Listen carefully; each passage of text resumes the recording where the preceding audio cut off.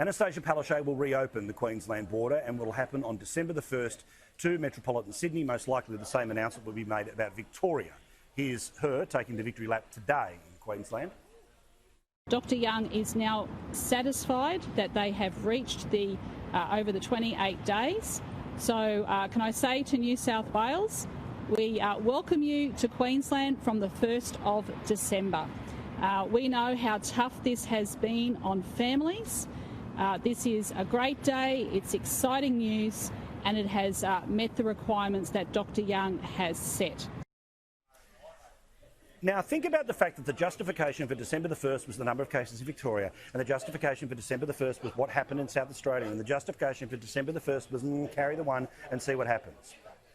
Well, I told you on the Thursday before the state election, way back in October, and I mentioned it the month before and the month before that December the 1st would be the date that the borders would open, because this was always a game.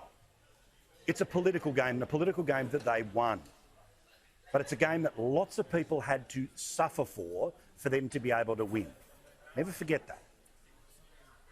But also it's important to note too that when I talk about the economies that are ruined, particularly by poor virus management, like a lack of contact tracing, South Australia, or mistakes that lead to massive shutdowns, like Victoria, we need to know what the methodology is by each and every one of these premiers. What is the standard at which they will close their border again? It'll always be popular politically, but their economies can't hack it anymore. Because this is not like the war being fought somewhere else. This is not like the shoes being made somewhere else.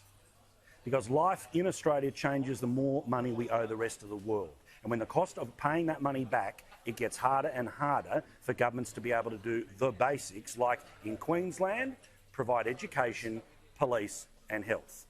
So it won't surprise you that the lady who claimed to have an economic plan but has no economic plan will not tell us what is the standard at which she will close the borders again. Because I guarantee you this, if there is one person with the sniffles in Canberra between now and Australia Day, she'll shut the gate again and again and again and again, because she is one of the public service class.